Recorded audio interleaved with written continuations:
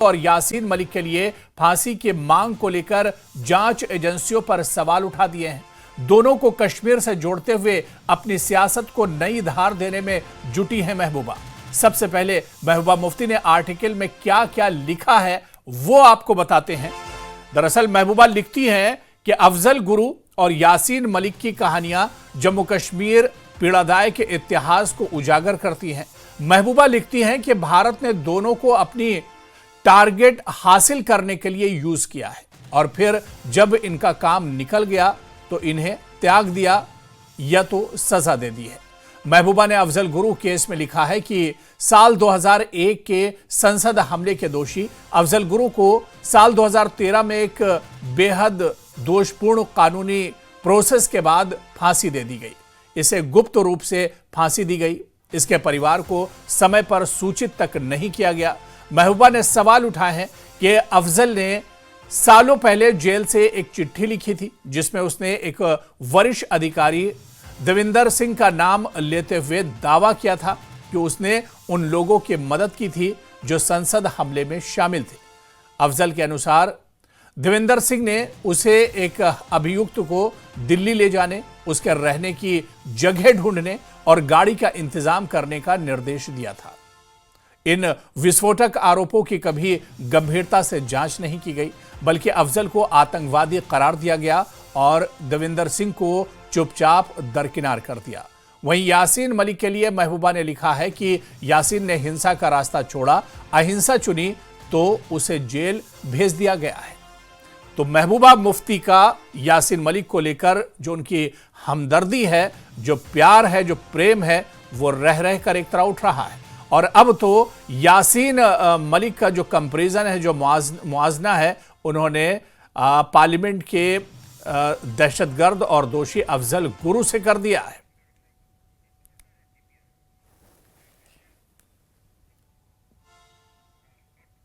और इस आर्टिकल से पहले महबूबा मुफ्ती ने 24 सितंबर को भी मीडिया से बात करते हुए यासीन मलिक और अफजल गुरु को लेकर यही बात दोहराई थी। सुनिए। साहब इस पे बात नहीं करेंगे। मैं नहीं कहती कि उनको कोई यासीन मलिक का केस प्लीड करना है, मगर मैं कहती हूँ जो एफिडेविट में पहले अफजल गुरु ने जो बात कही उसमें इन्होंने उसको इग्नोर किया, बात नहीं की, जबकि उसके बाद वो देविंदर सिंह पकड़ा भी गया, उसके बाद भी कोई बात नहीं है, पूछताछ नहीं, वो क्या हुआ था। आज यासीन मलिक की बारी है, कल किसी और की बारी आएगी। हमें नई दिल्ली से मुफ्ती का बयान था जो उन्होंने दिया था यासीन मलिक को लेकर, और इसी मामले पर और बातचीत करेंगे। सीधे श्रीनगर का रुख करेंगे। हमारे सहयोगी मुदस्सिर कादरी हमारे साथ जुड़े हुए हैं। मुदस्सिर, इसे महज महबूबा मुफ्ती की हमदर्दी माना जाए यासीन मलिक के साथ, या फिर इसे एक सियासी पैंतरा कहा जाए? जिस तरह से पिछले कुछ दिनों से हम देख रहे हैं कि यासीन मलिक को लेकर महबूबा मुफ्ती का जो प्रेम है, जो प्यार है, वो रह रह कर एक तरह से बढ़ता जा रहा है। बिल्कुल हुरैरा, देखिए ये बयान जो महबूबा मुफ्ती का है ये उस वक्त सामने आया है जब एनआईए ने बाज़ाब्ता तौर पर यासीन मलिक के लिए सजाए मौत की मांग की है, और उसके बाद जो है कोर्ट ने यासीन मलिक को इस हवाले से अपना एतराज़ात या अपना पक्ष जो है वो रखने का जो है आदेश दिया था। और उसके बाद एक एफिडेविट दाखिल करते हैं यासीन मलिक, तो उसमें वो बाज़ाब्ता तौर पर खुलासा करते हैं कि किस तरह से उनके मुताबिक उनको इस्तेमाल किया गया। तो उसके फौरी बाद जिस तरह से प्रतिक्रियाएं सामने आई, न सिर्फ महबूबा मुफ्ती की जानिब से बल्कि नेशनल कॉन्फ्रेंस की अगर हम बात करेंगे तो उन्होंने भी एक तरीके से यही डिमांड किया था कि यासीन मलिक के मामले पर नजरसानी की जाए, क्योंकि उन्होंने कहीं ना कहीं जो वायलेंस है उसका रास्ता जो है वो तर्क किया गया था। तो उसके फौरी बाद लगातार महबूबा मुफ्ती की जानिब से यह डिमांड आ रहा है कि यासीन मलिक के केस के उस मामले को बारीक बीनी से उसकी जांच हो कि किस तरह से जो खुलासा उन्होंने एफिडेविट में किया है तो उसको एक ग्राउंड बना के उनके केस को जो है रिव्यू किया जाए, और बाज़ाब्ता तौर पर उन्होंने जो वायलेंस था यासीन मलिक ने वो वायलेंस तर्क किया है, बंदूक का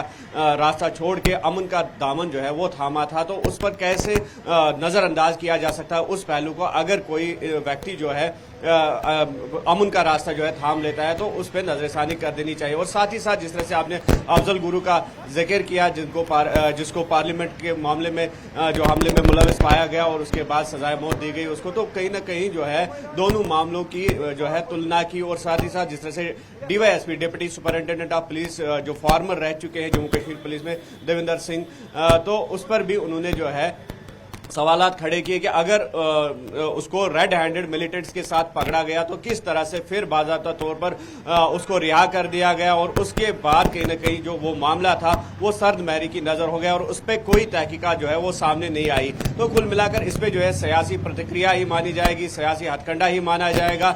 लेकिन दूसरी जानिब से जिस तरह से अगर यासीन मलिक की बात करेंगे तो लगातार जो मामला है वो खुलते नजर आ रहे हैं। अगर जो सरला भट्ट का मामला है तो वो भी हाल ही में मंजर आम पे आया, उस एफआईआर को दोबारा जो है खोल दिया गया और उस केस की असर नौ जो है जांच कर दी गई। तो ऐसे में इस मामले को फिर से दोबारा उठाना, दोबारा तोल देना और ऐसे में आम माफी या असर नौ केस का रिव्यू करने की मांग जो है यकीनी तौर पर जो बीजेपी है या फिर दीगर जो हरीफ जमातें हैं पीडीपी की, तो वो इसे एक सियासी हथकंडा ही करार दे रहे हैं। जी बिल्कुल मुदस्सिर, और आप देखिए कि यासीन मलिक या अफजल गुरु को लेकर जिस तरह से जो आर्टिकल महबूबा मुफ्ती का सामने आया है, इसमें कहीं ना कहीं वो पूरे कश्मीरियों को एक तरह से जोड़ती हुई नजर आ रही है और वो कह रही हैं कि पूरे कश्मीरियों के साथ एक तरह से नाइंसाफी हो रही है। जिस तरह से यासीन मलिक जेल में बंद है या अफजल गुरु की जिस तरह से फांसी हुई, तो इसे पूरे कश्मीर से जोड़ने की मतलब कहीं ना कहीं जो सियासी जमीन महबूबा मुफ्ती की खोई हुई है,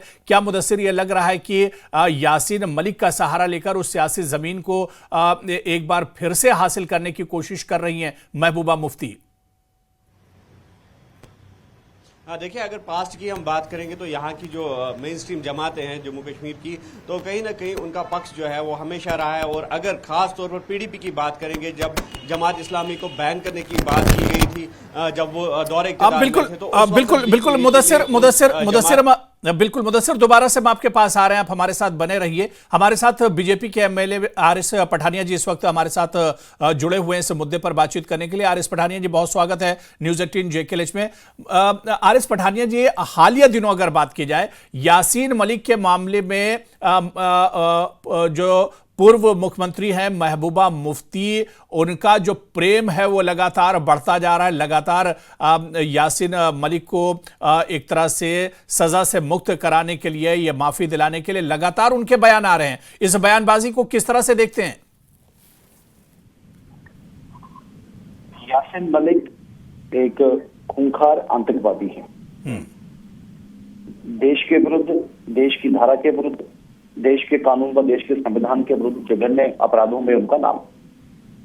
और सबसे बड़ी बात है, न सिर्फ कोर्ट ने उनको घोषित किया है, बल्कि उन्होंने खुद भी अपने एक वाले जो एक वीडियो इंटरव्यू में दी है कश्मीरी पंडित सिक्योरिटी के जवान।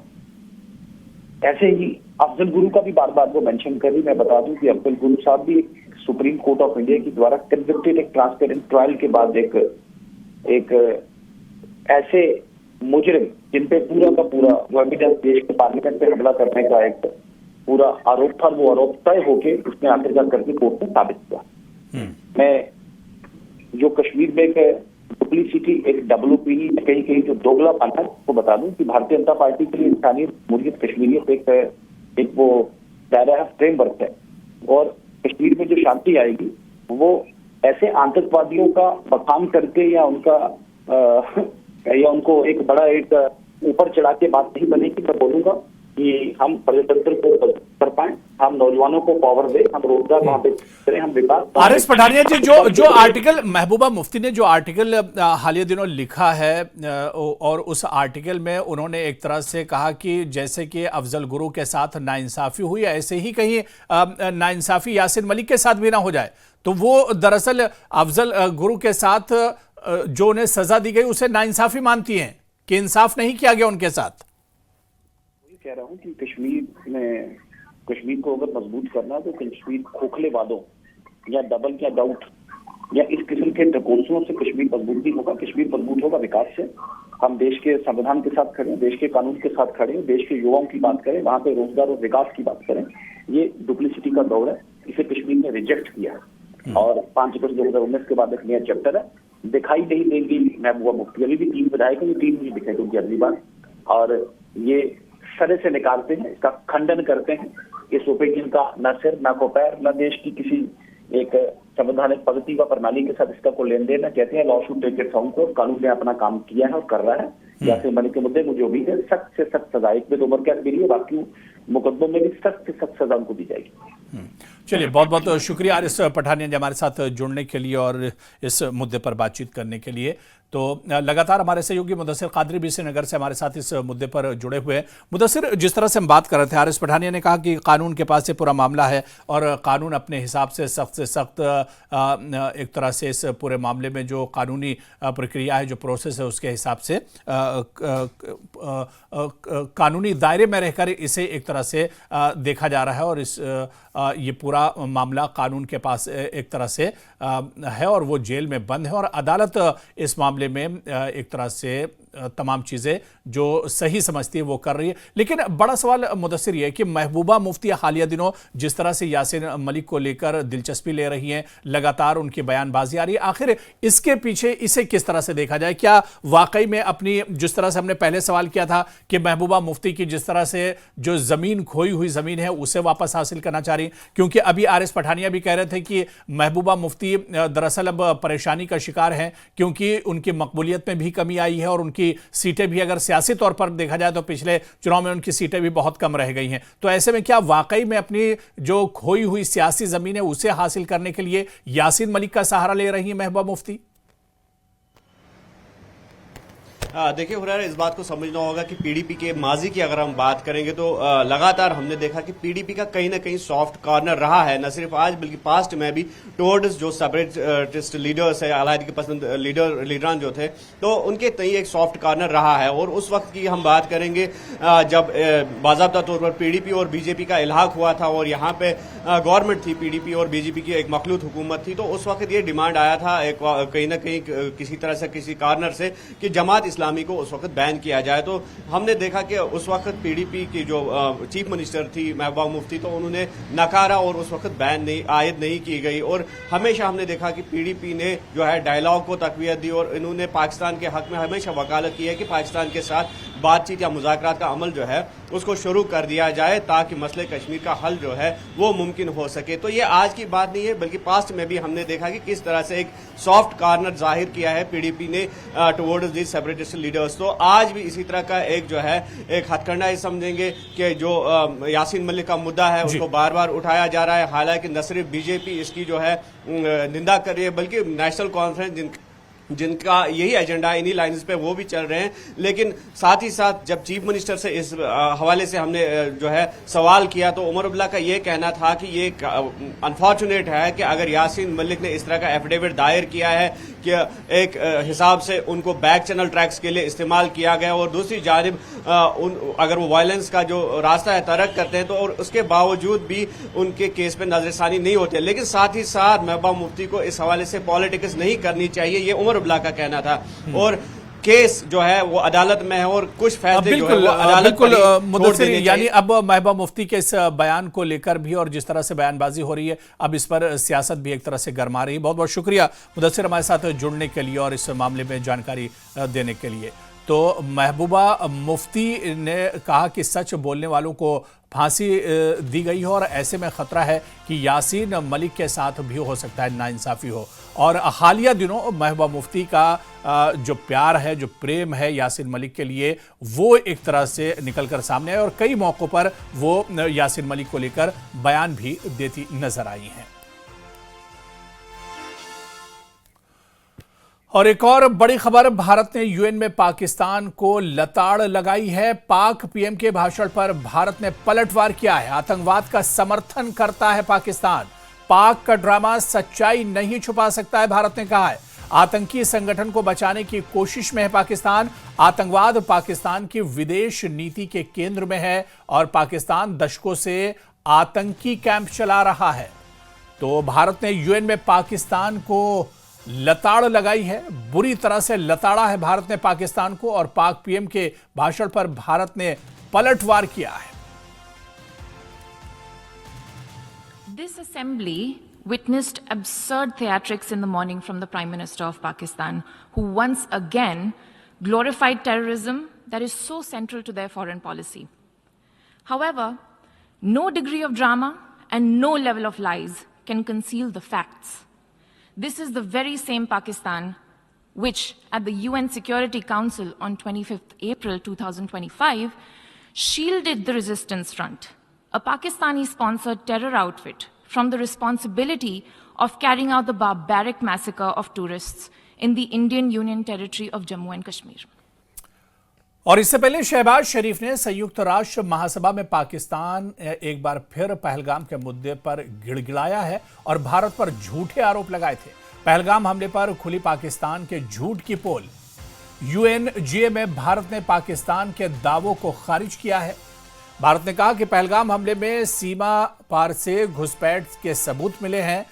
पाकिस्तान ने युद्ध विराम का उल्लंघन किया था।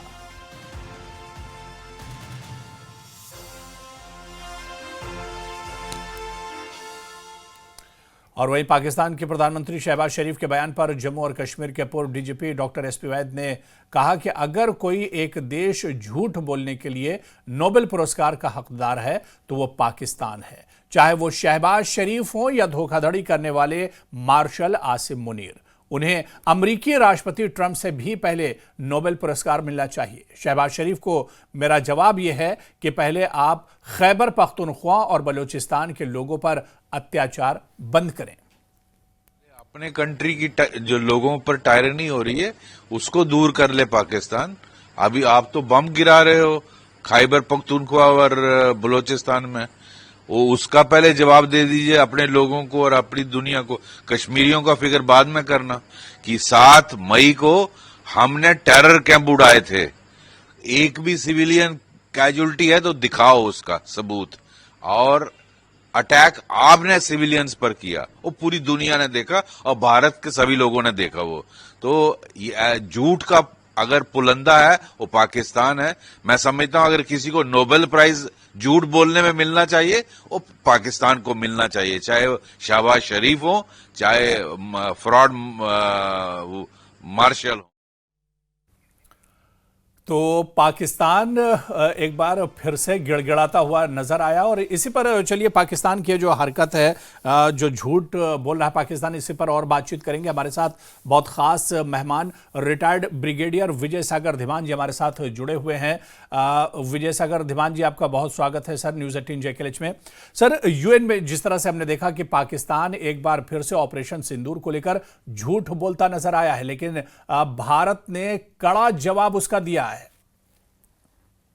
देखिए, जहां तक पाकिस्तान की डीएनए का सवाल है, वो हर इंटरनेशनल फोरम पे कुछ ना कुछ बोलते हैं, एंटी इंडिया बोलेंगे और बिल्कुल झूठ बोलेंगे जी। परंतु अब तक ऐसा है कि दुनिया को समझ में आ गई है कि पाकिस्तान क्या बोल रहा है। परंतु पाकिस्तानी ऐसे मैं बोलूंगा ढीठ आदमी है कि उनको बिल्कुल समझ में नहीं आती है। प्राइम मिनिस्टर जब यूएन जनरल असेंबली में जाता है तो it is a very very solemn occasion and you are speaking in front of 191 countries. बिल्कुल। तो वहां पे अगर आप कोई फैक्ट्स के अलावा बात करेंगे तो लोग आपको छोड़ेंगे नहीं। तो आप क्या करते हैं, वहां सिलेक्टिव पिकिंग करते हैं और सबसे पहले आगे बोलते हैं कि हम टेरर के विक्टिम हैं। विक्टिम आप कहां से हैं? आपने टेररिस्ट खुद पैदा किए, पूरी दुनिया जानती है। आपने तालिबान आपने पैदा किए, आज वही आपके अगेंस्ट हैं। आपने दूसरी तंजीमों को जन्म दिया, लश्कर तोयबा वगैरह को जो आपने जन्म दिया, उनके सेंटर चलाते हो, वो पूरी दुनिया देख रही है। आपके ऊपर एफएटीएफ के जो इल्जाम लगे हैं वो भी इन्वेस्टिगेट हुए हैं। पूरी दुनिया जानती है कि वो अगर आपको ग्रे लिस्ट से निकाला गया तो वो भी एक जियोपॉलिटिकल साजिश थी अमेरिका या दूसरे कंट्रीज की। अदरवाइज आपके पास कोई प्रूफ नहीं था देने के लिए कि आपको बाहर निकालना चाहिए, बल्कि अभी तक बीइंग मर्ड की आपको दोबारा डालें। फिर आप यूएन जनरल असेंबली में जाते हैं, सबसे पहले अपना भाषण एंटी इंडिया रैंट से शुरू करते हैं। दुनिया तंग आ चुकी है, बोलते हैं भारत क्रॉस बॉर्डर टेररिज्म कर रहा है। आपने एक भी प्रूफ दिया है सिर्फ ये बोलने के लिए कि बलोचिस्तान लिबरेशन आर्मी को रॉ सपोर्ट कर रही है। प्रूफ कहां है? आज तक कोई आपको कोई मिला, एविडेंस मिला है? आपने ज्यादा उनको जबरदस्ती सर, पकड़ के अपनी जेल में बंद कर जी दिमान सर अचानक पाक पीएम शहबाज शरीफ के सुर बदले बदले से नजर आ रहे हैं, जहां पर पाकिस्तान दुनिया के सामने खुद एक तरह से मानता था कि ऑपरेशन सिंदूर में बड़े पैमाने पर उसका नुकसान हुआ है, किस तरह से उसके एयरबेस को नुकसान पहुंचा, किस तरह से आतंकी जो ठिकाने थे वो एक तरह से ध्वस्त किए गए, पाकिस्तान भी इसे एक तरह से मानता था। लेकिन अचानक शहबाज शरीफ के सुर बदल गए, वो अब झूठ बोलने पर आमादा हो गए। ये अचानक सुर बदले क्योंकि उनको सडनली डोनाल्ड ट्रंप से एक सपोर्ट मिली बिकॉज ऑफ जियोपॉलिटिकल रीजंस या कमर्शियल रीजन। तो डोनाल्ड ट्रंप की अपनी पर्सनल फैमिली की कंपनी है जो क्रिप्टो करेंसी में बिलीव करती है, तो वो उन्होंने अपने कट्स डेफिनेटली शहबाज शरीफ को भी दिए होंगे, आसिफ मुनीर को भी दिए होंगे और उनको बोला होगा कि I will help you, I will give you money, आप मुझे डबल प्राइज के लिए नॉमिनेट करिए। साथ में उनको एक कैरेट दिखाई, गाजर दिखाई कि देखिए आपके यहाँ रेयर अर्थ में मिनरल्स है, बलोचिस्तान में ऑयल एंड गैस रिजर्व्स हैं, मैं उनको एक्सप्लोर करूंगा आपके लिए, America will explore it for you, और आप ये तेल भारत को बेचना। एक इस किस्म की एब्सर्ड बात तो कभी हो ही नहीं सकती। तो बलोचिस्तान में चाइना ने सीपैक बनाया है $64 बिलियन खर्च करके, वो उसको प्रोटेक्ट नहीं कर पा रहे। शायद आपके दर्शकों को मैं बता दूं, Pakistani army has failed to protect Chinese CPEC और Chinese installation in Pakistan. China ने अपने 64,000 ट्रुप्स को भेजा है, बोला है कि ये पुलिसिंग के लिए है, वो एक्चुअली चाइनीज आर्मी है। तो अगर आप उनके ही प्रोटेक्ट नहीं कर पा रहे तो अमेरिका किस बेस पे कह रहा है कि मैं आके आपकी एक्सप्लोरेशन करूंगा? पहली बात। दूसरा बात ये है कि उन्होंने जो बोला है नवाज शरीफ ने कि भारत एक टेररिज्म एक्सपोर्टर है, हिंदुत्व का एक भारत के पूरी विश्व के लिए खतरा है। अगर हिंदुत्व भारत विश्व के लिए खतरा है तो हिंदुत्व के प्रिंसिपल्स क्या हैं? वसुदेव कुटुंबकम। हम मानते हैं भारत पूरी दुनिया एक फैमिली है, जो हम समझा नहीं पा रहे दुनिया को, स्पेशली चाइनीज को। उसके साथ में आज तक कोई एविडेंस है कि भारत ने किसी पे अटैक किया या किसी को इलीगली ऑक्यूपाई किया या किसी के ऊपर कोई प्रताड़ना की? ऐसा कोई पूरी दुनिया में हजारों साल। बिल्कुल, पाकिस्तान ने कहीं ना कहीं अपनी नाकामियों को छुपाने के लिए इस तरह का एक तरह से झूठ का सहारा ले रहा और झूठ बोल रहा है, लेकिन दुनिया एक तरह से जो सच्चाई है वो देख रही है और समझ रही है। बहुत बहुत शुक्रिया ब्रिगेडियर विजय धीमान जी हमारे साथ जुड़ने के लिए और